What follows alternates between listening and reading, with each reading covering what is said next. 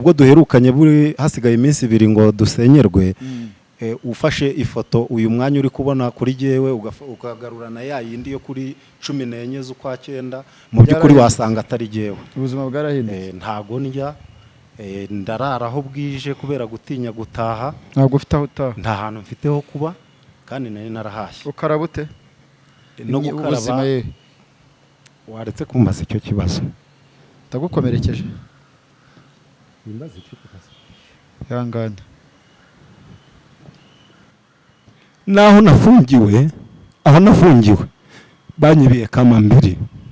Ubu maze 2 nakaraba kubera kutagira kama mbiri.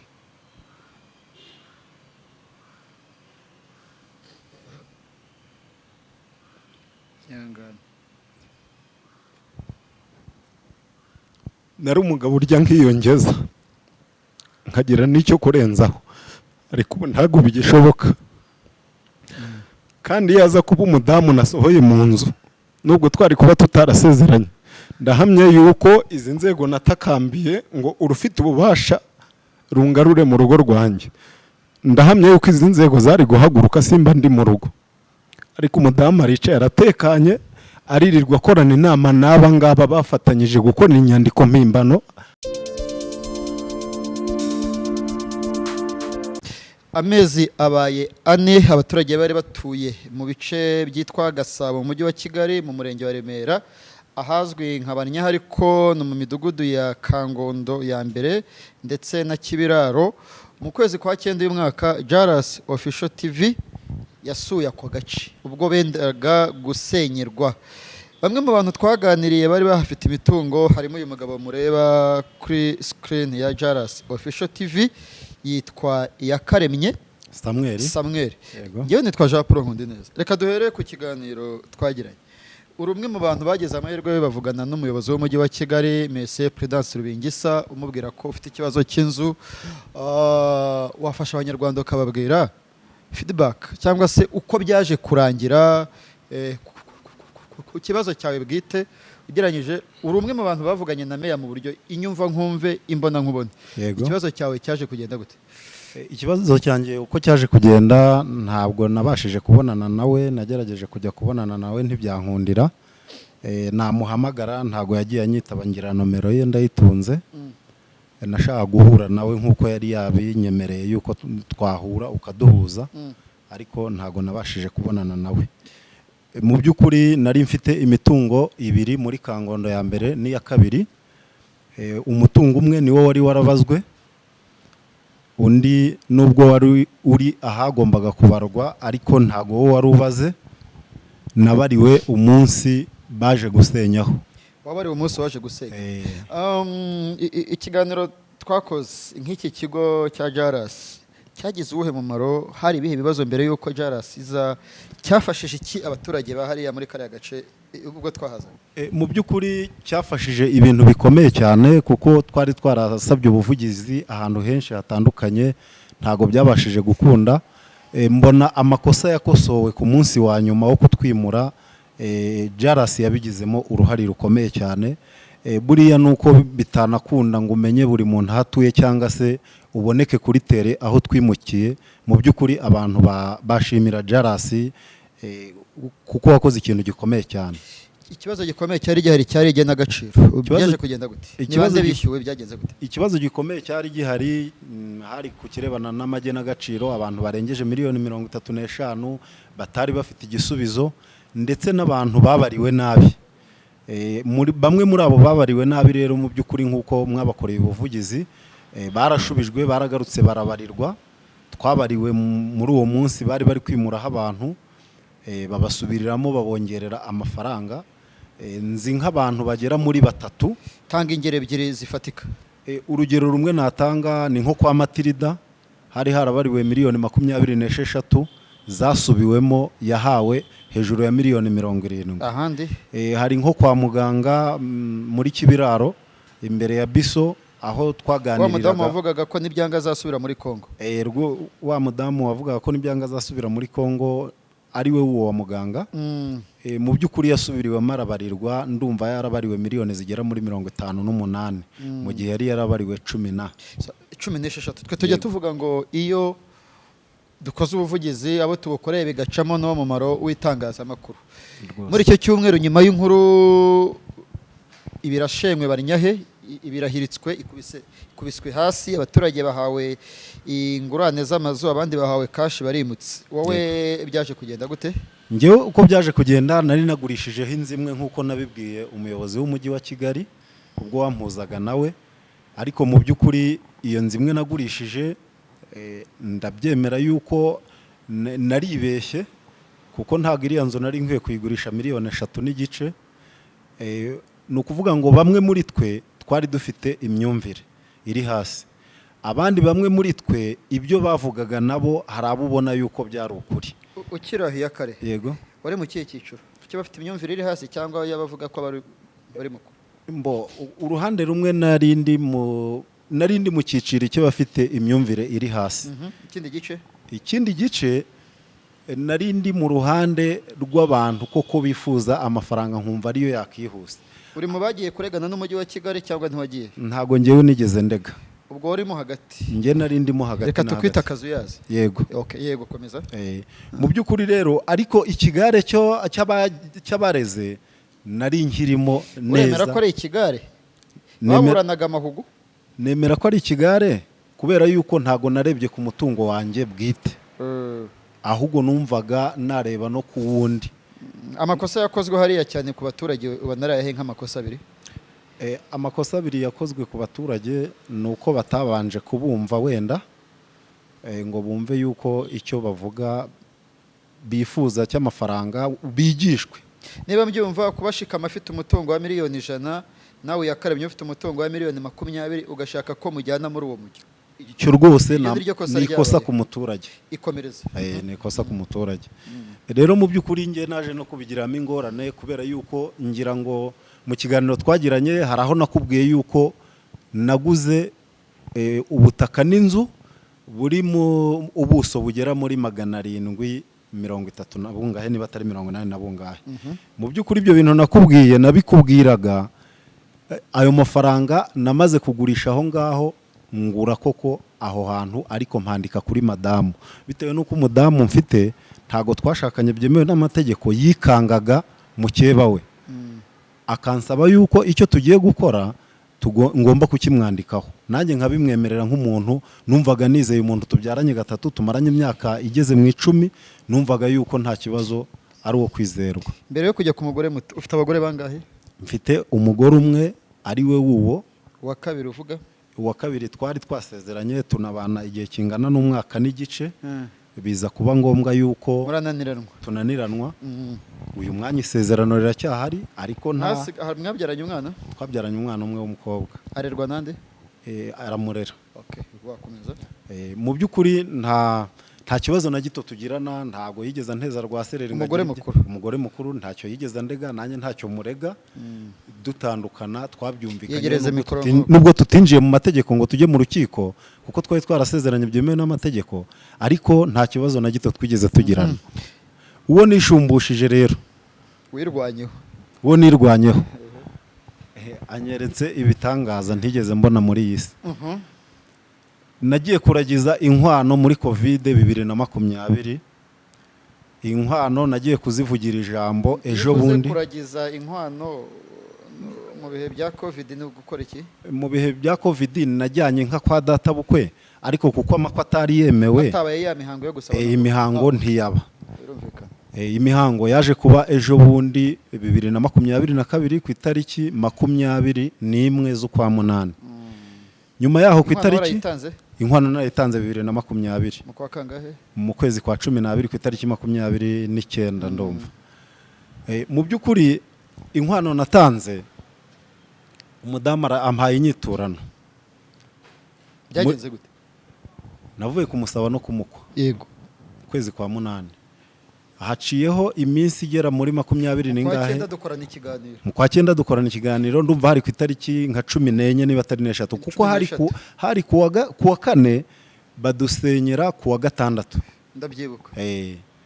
mu by'ukuri ngira ngo mu kiganiro twakoranye nababwiye yuko hari inzu naguze mu mafaranga nari ngurishijemo iyo nzu yanjye yo muri Kangondo ya kabiri nyigurishije miliyoni 3 n'igice n'umusirikare mu by'ukuri iyo nzu nayivugaga gutyo ariko ntigeze nyiyandikaho nayanditse ku uwo mudamu wanjye ndibuka ko meya yakugiriye inama yo ku musirikare wamusubiza amafaranga ugasubirana inzu kuko ziriya nzu zitagurishwa. narabyifuje ariko sinabashije kubigeraho. Nagiye no ku mujyi mbonana na Deje ariko abari mu kazi kenshi ntago yabashije kubimfa. Oya Solange ntiyabashije kugira icyo amfasha icyo akora kuri kucyo navugaga kigendanye n'iyo ngiyo mudamu ari gushaka kumpuguza. Mu by'ukuri yanyohereje ku biro by'akagari ka Nyarutarama. Akagari ka Nyarutarama ntago kamfashije. Njya mu Busanza, Akagari ka Busanza ntago kamfashije. Umutekano mucyo waje kuvuka nageze ubwo nishingana nagiye kuri RIB tanze ikirego cyo kwishingana barambwira ati ntago twebwe batwishinganaho wishingana kuri komanda wa polisi ndetse n'umurenge n'akagari n'umudugudu abo nibo ugomba kwandikira ukabamenyesha ukaza bakagusinyira. Uretse gatufasha abanyarwanda mbere yo kujya kwishinganisha amakimbirane yawe n'umugore wawe akomoka ku nzu mwahawe mu Busanza yatangiye ryari yaje gute byagenze gute? Nukuvuga ngo umunsi wo kwimuka nyirizina twagiye inama na madamu tujya inama yuko tutazatura mu Busanza dushobora kuhakodesha cyangwa twabona ari heza kuko ndacyari muri ya myumvire kuko ibintu naraye nkubwiye kuwa 4 kuwa 6 urumva ntibyaba byamvuyemo nari ngiri muri iyo myumvire yo kumva ko nshobora kutahatura sinari nzi niba bazanambarira ngo nge nimuke kuko iyo nari narabariweho nkabona igena gaciro nari nayigurishije isigaye ntago yari ifite igena gaciro numvaga ko nshobora kuhasigara. Rero byaje kuba ngombwa yuko ubuyobozi buza bumbwira ko nanjye ngomba kwimuka uko byagenda kose.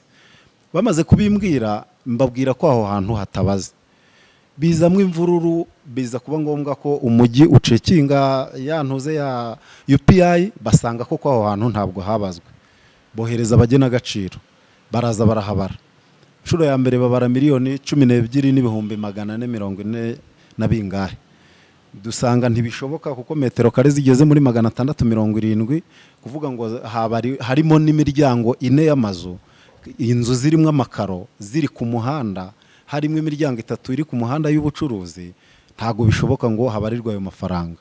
Byabaye ngombwa ko madamu yagiye ku mujyi wa Kigali Solange amwemerera yuko agiye kohereza abagena gaciro bakaza bakareba ko karengana. Solange ninde? Ni Deje w'umujyi wa Kigali. Okay. Yaraje none ujye muvuga ujye ushyiraho titre ye kugira ngo ni Solange wo mu Busanza. Yego. Mu by'ukuri yaraje tugeze ku kagari babagena gaciro twinjiye mu biro by'akagari bari gusinyisha abantu bagomba kwakira amafaranga barya bari muri ya kategori y'amafaranga menshi. Basubiyemo igena gaciro bongera amafaranga bigera muri miliyoni 19,670. Ubwo aho ngaho tayari twari twinjiye mu byumba 2 na saro. Madamu yangishije inama turi imbere y'abagena gaciro arambwira ngo ese twemere irigena gaciro ndamubwira nti turyemere.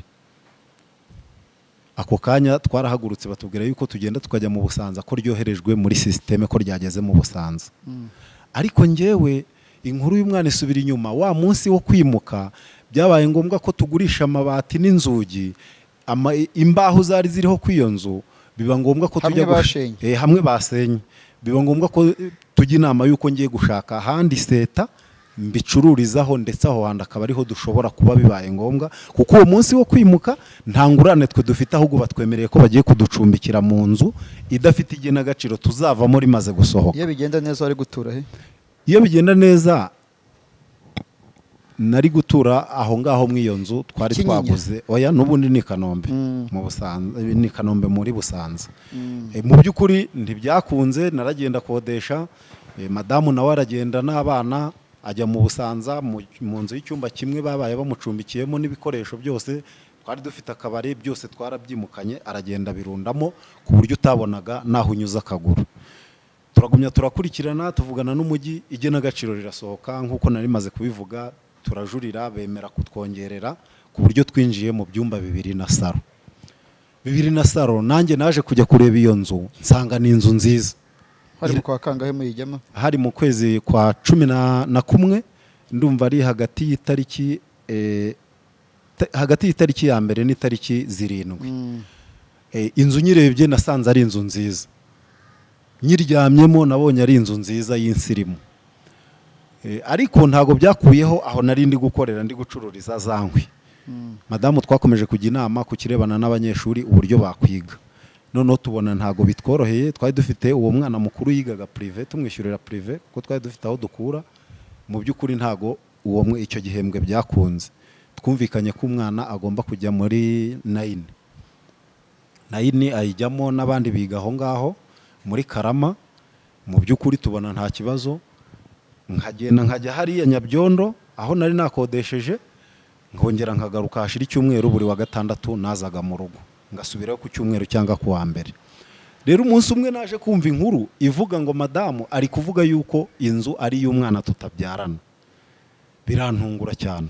Niba byumvikana neza, inzu wahawe mu Busanza umugore wawe yayanditse ku mwana we yatahanye iwawe?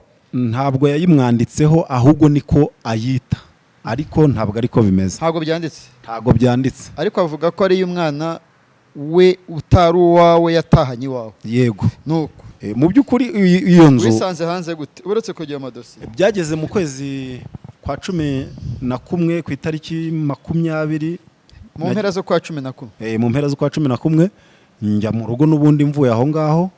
Mpageze umwishywa wanjye yari afite ubukwe Kimironko, mbwira madamu ngo tujye mu bukwe. Madamu ntiyabasha kwemera ko tujya mu bukwe, tujyana n'akana kanjye gatoya ka bucura. Mvuyeyo nageze mu rugo, madamu yaraye muri salo. Ku munsi ukurikiye ntago yigeze anganiriza mbwira impamvu. Nkuko gukora hashaka ntiyigeze abinsobanurira.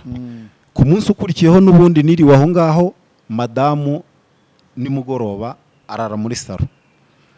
Ku munsi ukurikiyeho n'ubundi ari ku wa gatandatu buke ari ku cyumweru, noneho ntashye madamu nsanga batetse bariye barangije, nta byo kurya bihari, sinshobora kurya kandi ntago twari dukennye.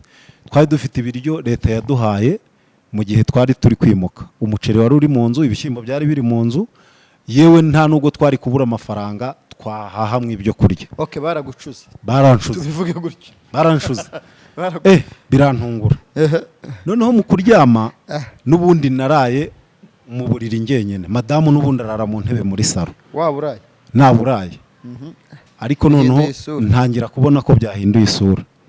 Madamu ndamubaza, ufite ikihe kibazo? Ni ikihe kibazo kiri hano? Ntago yigeze ansubiza, ahubwo yahise ahamagara wa mwana mukuru ngo atunganye umwana mutoya bajye gusenga. Ahita afata kakana ka bucura bajya gusenga. Gasengera iryo dini ryemera ibyo? Ntago nari ndizi dini yagiye gusengeramo icyo gihe, kuko urumva hari hashyashya kuri jewe, nari ntaramenya insengero zaho. Madamu agiye gusenga, ariko mbonye ko ibintu byahinduye isura, nahise mpamagara wa mwana tutabyarana na babiri banjye, musaba yuko hari agakapu nabikagamo dokima. Urupapuro rwose rufite icyo ruvuze, buriya sinjya nkunda kujugunya urupapuro. Niba ari ukubera ko ntazi gusoma no kwandika sinzi impamvu. Nubwo yaba fagitire umpaye muri restaurant ndi ibyo kurya, n'igipapuro kigufunga ntukimenye? Ntago nakimenya. Kubera ko utazi? Kubera ko ntazi gusoma no kwandika. Hapo natinye.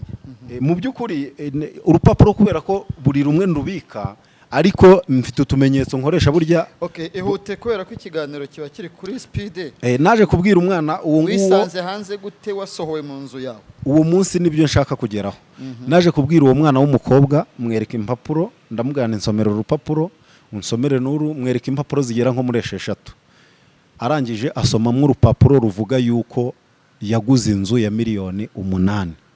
Inzu akaba yarayiguze na wa wundi twari twaguze, ariho handitseho madamu n'akana kanjye ka bucura.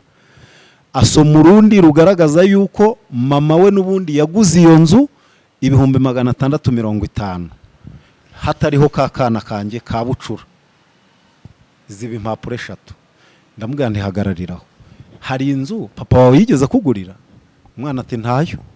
None se kamakuru ndi kumva hano mu mudugudu avuga yuko mwirirwa muvuga yuko iyi nzu ari iyawe, iyi nzu waba warayikuye? Inzu twayiguze nge na mama wawe. Mu by'ukuri ndayivugurura kugeza ubwo inzu iva ku gaciro k'ibihumbi 600 twari tuyiguzeho mu mwaka umwe igera ku gaciro ka miliyoni 19,670. Ayo mafaranga yavuye ahagana he numva mama wavuga ndetse bakambwira ko nawe ubivuga. Umwana ati ntabyo njya mvuga, niba nabivuga bivuga nagiye ku ishuri ngende umunyeshuri ntabyo nzi. Rero bigaragara yuko ibi bintu ari ikibazo, ngiye gushaka ubuyobozi bubyinjiremo ibi bintu mbisobanukirwe hakiri kare. Nafashe za mpapuro nakusanyije izo nshoboye nzishyira mu gikapu. Zishyize mu gikapu ndagenda. Bigeze saa 8 madamu yarampamagaye. Ati yewe ko wajyanye impapuro ukajyana n'iza Diane. Ndavuga se nizihe mpapuro za Diane najyanye? Uwo mwana yitwa Diane ntabyara. Ati nyamara ikipe uri gukina nayo ntago wayimenya. Ese byagenze gute? Ati wowe ikipe uri gukina nayo ntago yize. Mu gutaha nahise ko mpura n'umuyobozi w'umutekano aho ngaho mu mudugudu. Ndamubwira nti mfite akabazo mu rugo ndi gushaka kuza kukagusobanurira ariko saka kanya mpa nimero yawe ya telefone. Tese wakambwiye nti hoya hano hari abantu benshi ndaza kuguhamagara tukaganira. Naratashye nageze mu rugo saa 3 mpageze ndakomanga nsanga bafunze n'amatara bayazimije noneho. Ubwo ni ku cyumweru nimugoroba mu masaa 3 nsanga bafunze n'amatara bayazimije. Ndakomanga reka ndakomanga cyane ntihagira umuntu unyikiriza, ariko nza kumva mu cyumba cy'abana babaye nk'ababyuka bakubita urugi, ariko ntegereza ko bagera ku muryango ngo bankingurire ndaheba. No kuvuga ngo namaze kuvugana n'umuyobozi w'umutekano yuko nza kumubwira mu kanya, ndataha ngeze mu rugo nkomanze numva abana barabyutse nk'abagiye gukingura ariko ntibagera ku muryango. Ninde wabujije? Naketse ko ari mama wabo, ariko sinabikekaga nyine ko kutankingurira byo bishoboka. Naje kuzenguruka njya ku idirisha madama aryamaho. Mwebwe mufite amazu yo hasi ntago muri etage? Niyo hasi, nge nagize amahirwe mba niyo hasi. Mu by'ukuri mpageze nkomanze ijambo yambwiye nuko yambwiye ngo ko narinzi ko wagiye ugarutse ute. Ndamubaza hano ntabwo ari iwanjye ku buryo umbwira ngo ko nagiye ahasi iwanjye ku buryo mara amasaha 2 ndi hanze y'urugi. Nta jambo rindi yongeye kumbwira. Iranze ko ari umudugudu s'abaturanyi ntibasohotse? Abaturanyi barasohotse cyane ko nanaturanye n'ibiro by'umudugudu. Hari umuryango umwe uri mu biro. Mwahise naho se ka Kodo na Kibira? Oya, uyu mwanya hitwa hari kwitwa Byimana. Ntabwo hitwa ni Byimana cyangwa Rwanko. Niyo mazina yombi. Ira mudugudu yo mu Busaza. Rwose. Ariko nta dusire nese bavuga batitereka tujye muri Kangondo. Keretse abaturage bo hanze. Kwaje. Abaturage bo hanze nibo bashobora kugira utwo dusirino. Okay. Mu by'ukuri rero nahise ko ikintu nakoze numvisha mbwiye gutyo kandi nta kintu nasubiye ku muryango ndakomanga cyane nkomanza abantu bakava hejuru mu mashato yabo bakarunguruka. Uwo muntu uri gukomanga bakabona ni nyirurugo bagasubira mu mazu yabo. Haciyeho akanya maze amasaha agera muri 2 nahamagaye wa muyobozi kuri telefone. Muhamagaye inshuro 3 ntiyanyitaba.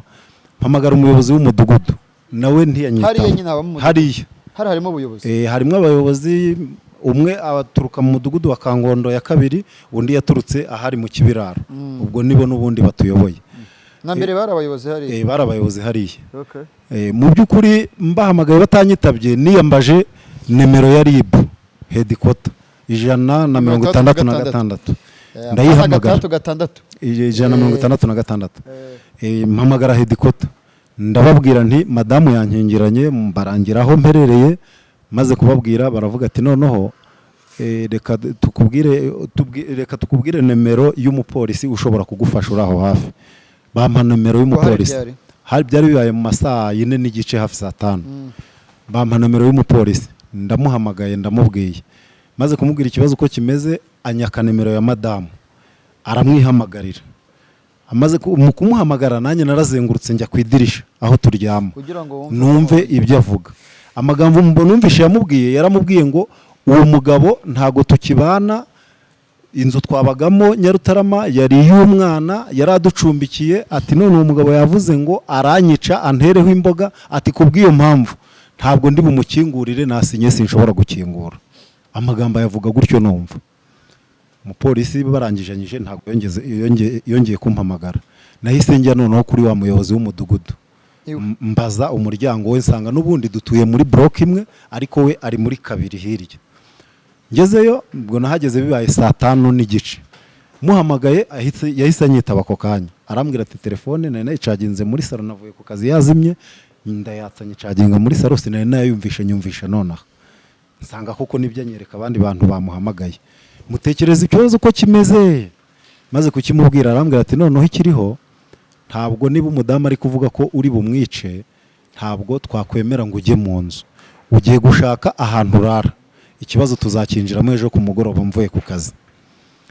Naragiye negera abanyerondo aho ngaho kuko barara imbere y'ibiro by'uwo mudugudu kandi duturanye. Naraye nicaye hasi uruhande rwabo, batekereza ikibazo cyanjye, baravuga ati nta kibazo, igumira aho. Nagize amahirwe harimo n'umwe mu bari basanzwe batuyobora n'ubundi mu irondo aho ngaho. Bati ibyago bigwirira abagabo. Mu gitondo nditembera, waraye hanze, naraye hanze na cya gikapu umudamu yamfungiranye. Mu gitondo nirirwa ntembera, ku mugoroba noneho tujyayo na wa muyobozi avuye ku kazi mu masaha 12 z'umugoroba. Wa muyobozi w'umudugudu asubiramo nk'ibyo yavuze. Ntago ahubwo twamubonye, umudamu yarakinze atwara n'abana kuko bavuye ku ishuri, ngewe ndi hafi aho mbareba bose uko ari bane. Mu kuva ku ishuri basanga harakinze, abana ndabavugisha ndabaza nta rufunguzo se mufite? Ati ntarwo. None se mama wanyu ari? Ati ntago tuzi aho yagiye. Mu kuva aho nsubiye ku muhanda kuko urumva nangaga kwegera mu rugo kugira ngo ataza guteza ikibazo, mpagarara ku muhanda ntegereza wa muyobozi. Muhamagaye ambwiye kwaje, twazanye mu rugo, tuhageze dusanga harafunze n'abana ntibahari, amatara arazimije. Aramuhamagara, anyaka nimero ya telefone, ahamagara madamu. Agiye kumubwira ambwira ati giye ubu nahungiye mu buyobozi, umugabo yavuze ko anyica akanteraho imboga, none nahunze n'abana banjye, sinshobora kongera kubonana nawe ukundi. Umugore yavugaga ko yavuye mu nzu wahawe kuko wavuze ko uzamwica. Kuko navuze ko nzamwica. Kandi wari umaze iminsi urara hanze. Nari mparaye umunsi umwe. Mudugudu aramubwira ati mbabarira uze noneho akwice ndeba nk'umuyobozi. Ati giyewe simpari ndi mu buyobozi. Ariko akaba hari izindi ngo z'abantu b'abadamu babiri yasarangatanyijemo abana, bamwe bashyira ku rugo rumwe abandi bashyira ku rundi, nawe ajya mu rundi. Ariko ibyo twe tutabizi. Umuyobozi w'umudugudu icyo yarambwiye ati rero iyi nzu nta mapine ifite, ntabwo uyu mudamu yenda kuyitwara ngo ihite igenda. Urashaka ukuntu uraburebye aho ujya kuba, igihe azazira twebwe tuzaguhamagara. Nigiriye inama yo kugira ute yo gusubira hahandi Nyabyondo, hamwe narindi gucururiza zangwa. Ngezeyo mu minsi 2, wa muyobozi w'umudugudu niwe wampamagara ambwira ku itariki 26 z'uku kwezi, urumva byari bibaye kuri 21, uzaze dukemura ikibazo cyanyu na madamu. Ndamaza none se yemeye noneho ko yahagarana nanjye ikibazo mukagikemura? Ati yabyemeye, ubu turi kumwe. Nagiyeyo rero kuri 26, umuganda wari wabaye usoza ukwezi. Tujya mu baturage baramubaza, ese uremera yuko tubaburanisha n'umugabo tukabunga? Aravuga ati giyewe sinshobora kongera kubana nawe, byarangiye sinshobora kubana nawe. Barambaza nanjye, wa mugabo we tubakemurira ikibazo tubunga n'umudamu? Ndavuga ngiye nibyo nkeneye. Madamu yarankingiranye, ntitwatonganye, sinamukubise, ntiyankubise, icyo nzi nuko yankingiranye ntashye, nta kindi kibazo twigeze tugirana. Rero ngiye numva icyo nakora, mwanyunga ngasubira mu bana banjye. Ubwo kubera ko we yamaze guhakana, ikibazo bakinjiramo, uruhande rumwe rwemera kwiyunga, urundi rutabyemera. Byarangiye gute? Byarangiye bamubajije ku kirebana n'iyo mitungo. Bamubwira ati ko uvuga yuko mudashobora kubana, bikaba bigaragara yuko mumaranye imyaka 11, hari ibyo mwahahanye. Umugabo aragenda nk'umukozi, ese yarakwinjiye? Ati oya.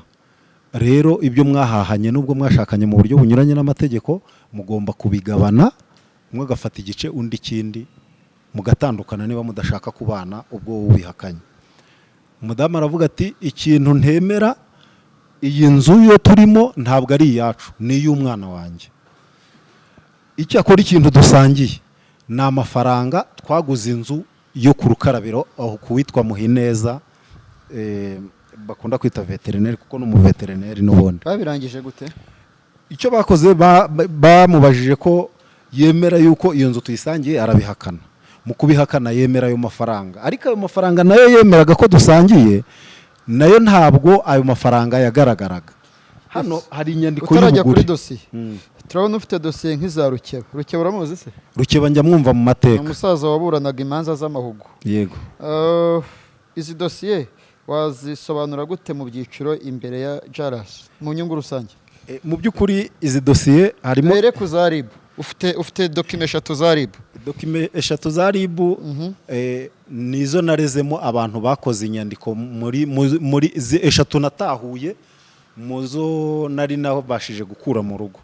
Natahuye mu inyandiko 3 zitandukanye ariko zihuza itariki zose zivuga kuri yanzu. Utazi gusoma no kwandika wabwiwe n'iki ko ari inyandiko mpimbano? Narasomesheje umwana, nakubwiye ko uwo mukobwa ntabyara niwe wazinsomeye bwa mbere. Noneho mu kuzikusanya zose naje kugenda nsanga undi muntu ndazimwereka, arazinsomera neza, arangije kuzisoma ndazibika. Bakoze inyandiko mpimbano bagamije gukora iki? Bari bagamije gutwara iyo nzu y'ingurane twahawe. Aho turabona amasezerano. Aya masezerano, inzu tuyigura twayiguze ari inzu y'imbaho, nta kindi kintu kirimo, yari inzu yari ahantu ku gasoko. Tuyigura 2021 mu kwezi kwa karindwi ku itariki 17, ariko inzu tuyigura nta cyangombwa ifite, ubutaka bukomokaho yaragitaye. Noneho naje kumusanga mu kwezi kwa 9 dukorana amasezerano yo kugira ngo anshakire icyangombwa. Twumvikana nawe yuko nzamwishyura medevure cyangwa se insimbura mubyizi we n'umudamu we kugira ngo banshakire icyo cyangombwa. Izo dokima zindi? Izi dokima zindi iyo nayo ni ya RIB. Iyi ni ya RIB. Ngira ngo wareba uyu ni umugabo, wabanza ukambwira izina rye hano ngahita nkubwira uwo ari we. Yitwa Murare Etienne. Uwo Murare Etienne kera yari umuyobozi w'uwo mudugudu nari ntuyemo. Ari mu bakoze inyandiko mpimbano. Ari mu bakoze inyandiko mpimbano, yakoze inyandiko ya miliyoni 8 kandi aho hantu twarahaguze 650.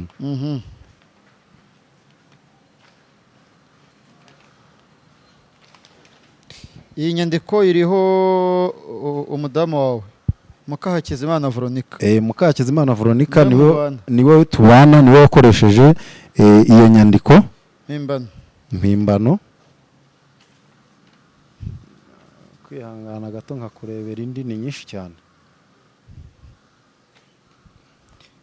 No yitwa Innocent Bintu n'Imana. Uwo mugabo Bintu n'Imana Innocent agaragara ku izi nyandiko zose, niwe twajyanye tujya kugura ku munsi wa mbere. Okay. Ubu tanze kirego muri RIB kuri 22 ugiye kubazaho dosiye yawe igeze, urafatwa urafungwa. Ntago uwo munsi aribwo nafunzwe. Kuri 22 se bwo wafunzwe se? Izo ni z'uku kwezi. Ariko ikirego wabonye itariki nagitangiyeho. Ibi birego ni iby'umwaka ushize je. Yego. Ni ukuvuga ngo ngewe natanze ikirego cy'abo bantu bakoze inyandiko mpimbano igamije kuntwara umutungo, ngitanze cyakiriwe na Hedikota Kimihurura. Baracyohereza gica ku Kicukiro kuri DCI. DCI umuyobozi wa RIB mu karere ka Gasabo, mu karere ka Kicukiro, acyohereza Remera nibo bambajije ngaragaza ibimenyetso uburyo bimeze byose, babyohereza i Kanombe. Inyuma ya kamera tubwiye ko wamaze icyumweru ufunzwe nta n'igipapuro kigufunga ufite, ariko bikomoka mu gukurikirana inzu yawe iri mu Busanza. Byabaye ryari? Mu by'ukuri byabaye ku itariki 20 ndumva ari nimwe niba atari 2 hari ku cyumweru. Nibwo nagiye kubona mbona abantu bambaye imyambaro isanzwe ya gisivile bagusanze mu kazi aho ukora. Bansanze ahantu nari ndi gukora mu cyokezo. Ubu byamviriyemo n'ingaruka yo kwirukanwa ku kazi kuko nafunguwe maze icyumweru. Noneho nsanga nyirakazi yarakinguye ari kwikorera ubwe. Byamviriyemo ingaruka yo kuva mu kazi. Ubu simfite icyo kurya, simfite aho kuba. Navuye i Kanombe n'amaguru, njya Nyarugunga n'amaguru, mva Nyarugunga n'amaguru, banyohereza i Nyamirambo ku rukiko rwisumbuye kariho dosiye bayohereje. Nagiye n'amaguru n'ubundi ngarutse n'amaguru.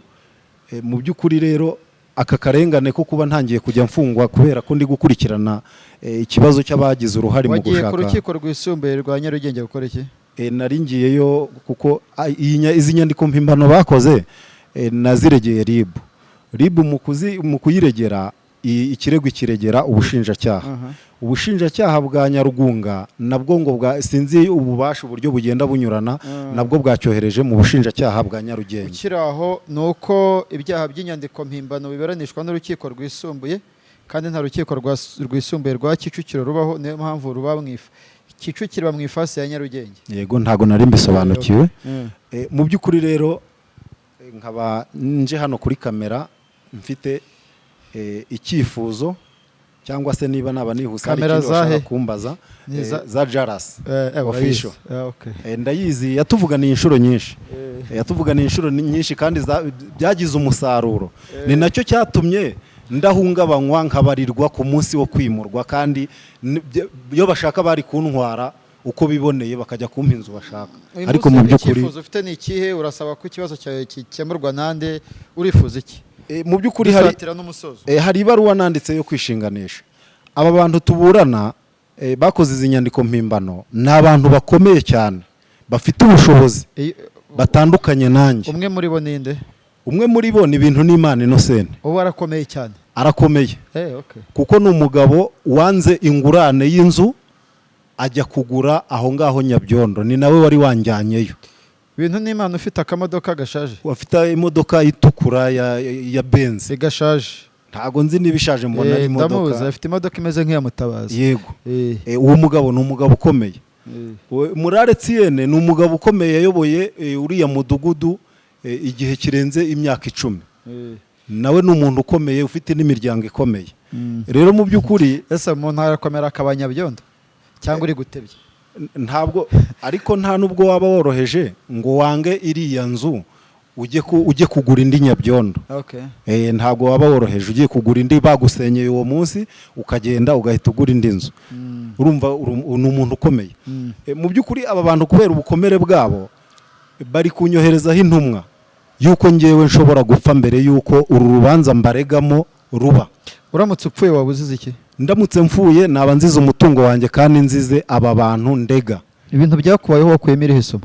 Ibintu byambayeho ngafatwa ngafungwa hafi cyumweru, nta dosiye mfite, nkirukanwa mu nzu.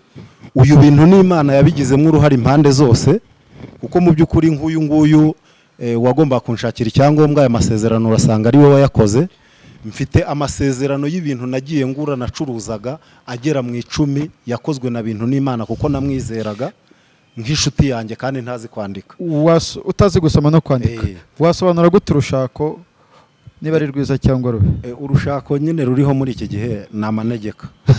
Ni amanegeka, ni ukuri birasaba yuko abayobozi barajya begera ingo z'ubu bakazigira inama. Ariko mu by'ukuri iki kibazo mbashije gutangaza kuri kamera ndababaye. Twahuye umbwira uti barafunguye ariko bongeye bantumaho n'isubire baramfunga, bimeze gute? Nagize ubwoba bwo gusubirayo. Icyo akora narinzi yuko ndi bunyure hedikota nkababwira, bagaterura iyo dosiye nari bubazwemo, bakayizana hedikota njye akaba ariho nzajya nitaba niba hari icyaha ndegwa. Ariko mbizi neza ko nta cyaha ndegwa, niba narahamaze icyumweru ntibanyereka icyo ndegwa no gufungurwa, ntibanyereka icyo naregwaga cyangwa bampa urupapuro rumfungura, ngewe nzi neza yuko n'imbaraga z'aba bagabo ziri gukora. Narafunzwe, ipingu banyambitse uwo munsi bankura radari, dore uko umutsi ryawangije hano, ngira ngo urabona ko wahise ubyimba. Mu by'ukuri n'uyu mwanya mfite amakuru, buriya ntago abantu bose banga umuntu. Hari n'abansabye guhunga nkava muri Kanombe. Rero nagize ubwoba cyane, n'ubundi nshobora kudatahayo, binkundiye najya kuri RIB hedikota, wenda akaba ariho nirarira. Ntabwo wakwemerera. Gusa nabimenyesheje umushinjacyaha bahaye dosiye yanjye, mubwira yuko abo bantu bari kunkurikirana. Ambwira yuko urwego rwose rushobora kumpamagara ruba rugomba kubinyuza mu mudugudu rukanyohereza convocation, mudugudu akayinzanira akayinsinyisha nkarwitaba. Ariko mu gihe rutigeze rwandika convocation ko mba ndi guhamagarwa mu buryo bunyuranye n'amategeko. Rero ndi gutabaza inzego zibifitiye ububasha zite ku kibazo cyanjye, kuko amezi 2 arenga maze ndi kurara hanze. Imyenda ntayo mfite yo kwambara iri mu nzu, nakingiranywe bitunguranye, wenda nabashaga no kuyikuramo. Ntacyo kurya, amafaranga umudamu ni we uyafite, ibikoresho akabari umudamu ni we ugafite. iyi nzu twahawe umudamu niwe uyifite. Iyo twari twaguze aho ngaho Kanombe, umudamu niwe ufite ububasha kuko niwe nayanditseho mu rwego rw'uko yifuzaga yuko najya mbimwandikaho kuko atinya isezerano ry'umudamu nari mfite. Mu by'ukuri ndasaba yuko inzego zibifite ububasha zandenganura, aho mubasha gukomanga muhakomange ndenganurwe ubuzima bwanjye butaratakara. Twebwe turaza tukaransa ibyo mwatubwiye tukabitambutsa abo bireba bakabikurikirana. Abantu bakwibaza uyu munsi kiburanwa ubishyize mu mafaranga n'agaciro, bavuga ko uri kwiruka inyuma y'umutungo ungana ute nyuma y'aho usaba inzego gukurikirana ikibazo cyawe?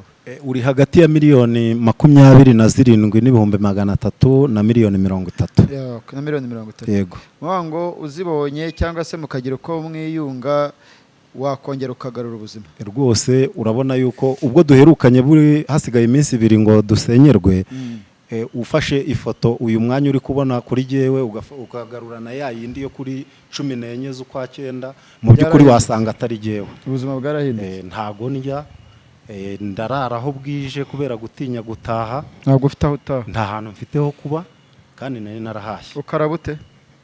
No gukaraba waretse kumbaza icyo kibazo. Ndagukomerekeje. Bimbaza icyo kibazo. Yangana. Naho nafungiwe, aho nafungiwe banyibiye kamambiri. Ubu maze kabiri ndakaraba kubera kutagira kamambiri.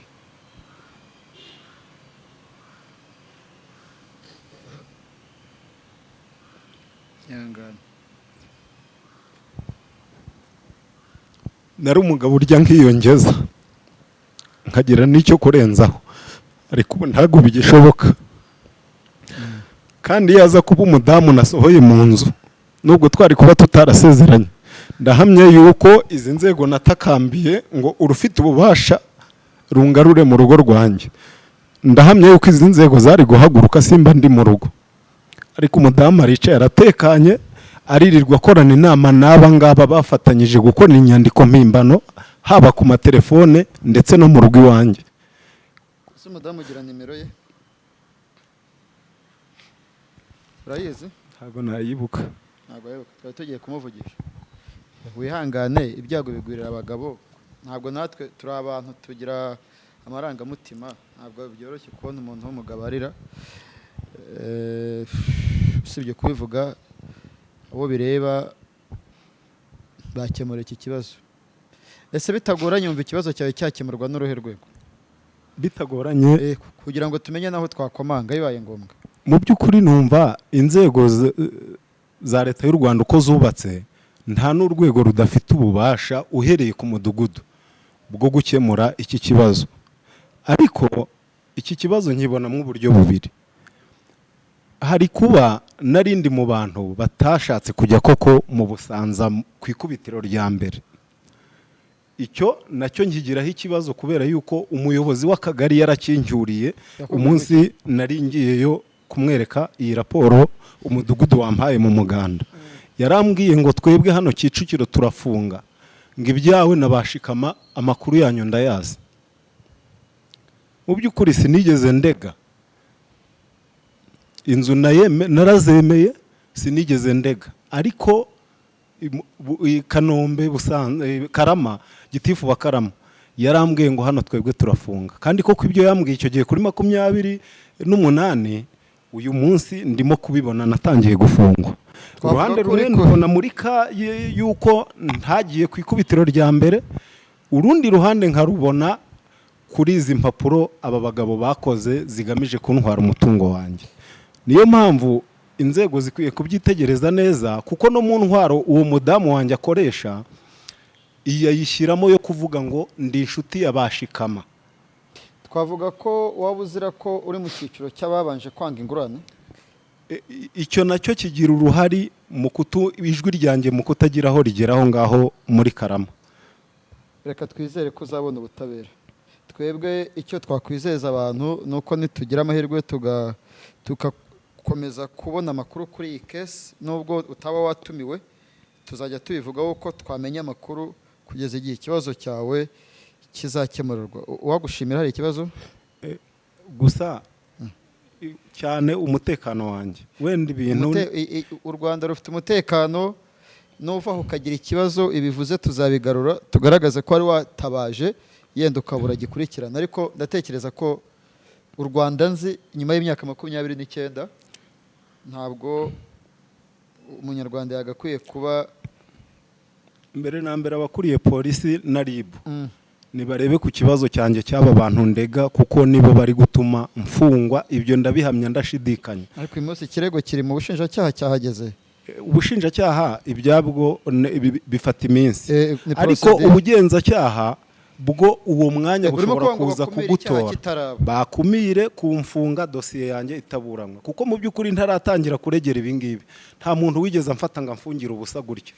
Ubona umugore wawe yarahinduwe n'abantu n'amagambo cyangwa ari karemano ke nawe atoroshye? Mbo yahinduwe n'abantu arongera ahindurwa na karemano y'ubwe nyine, kuko umuntu mvuye gusaba no gukwa ejo bundi. Bamuhinduye ni bande utekereza? Ni ikigare ari kugenderamo. Ni ikigare ari kugenderamo. Afite ikunda ari kugenderamo. Afite igikunda ari kugenderamo, afite ikigare ari kugenderamo. Reka dusoreza aha. Yego, ndabashimiye. Iyakaremye Samuel. Iyakaremye Samuel. Iyakaremye Samuel, urakoze kuganira nawe n'ibyawe, uri kuvuga ibintu byawe, ubuhamya bwawe, story yawe, ntabwo ari Firidi twagiyeho. Wakoze kugana Jaras Official TV. Twe ibyo tuvuga harimo abantu batekereza ko duhita dukomanga ngo ahantu kure, oya, ibyo tuvuga bigarukira aha, ahubwo tugakomeza gukurikirana icyo kibazo uko kimeze. Reka dusabe inzego bireba by'umwihariko abafite aho bahuriye n'iki kibazo cyawe kugikurikirana maguru mashya kandi mu nyungu rusange. Ibi tuvuganye nubona Imana ikwibutse ugasubizwa, uzaza ubwira abantu ko iyo udaca hano bitari gucamo hamwe na Nyagasani. Imana twizeye ko izagufasha, natwe dushobozwa byose na Kristo uduha imbaraga. Reka dushimira abari badukurikiye. Ngewe nitwa Jean Paul Nkundineza, umutumirwa w'umunsi mu kiganiro kitari cyoroshye. Ntabwo nari niteguye ko haza kuzamo amarangamutima. Yitwa Iyakaremye Samuel, umuturage utuye mu Busanza, uri mu batujwe bavuye Kibiraro ya mbere na Kangondo ya mbere n'iya kabiri ahazwi nka Barinyahe. Imana ibarinde mwese. Gahunda za Jaras Official TV zirakomeza, ibiganiro byacu nakagaruka.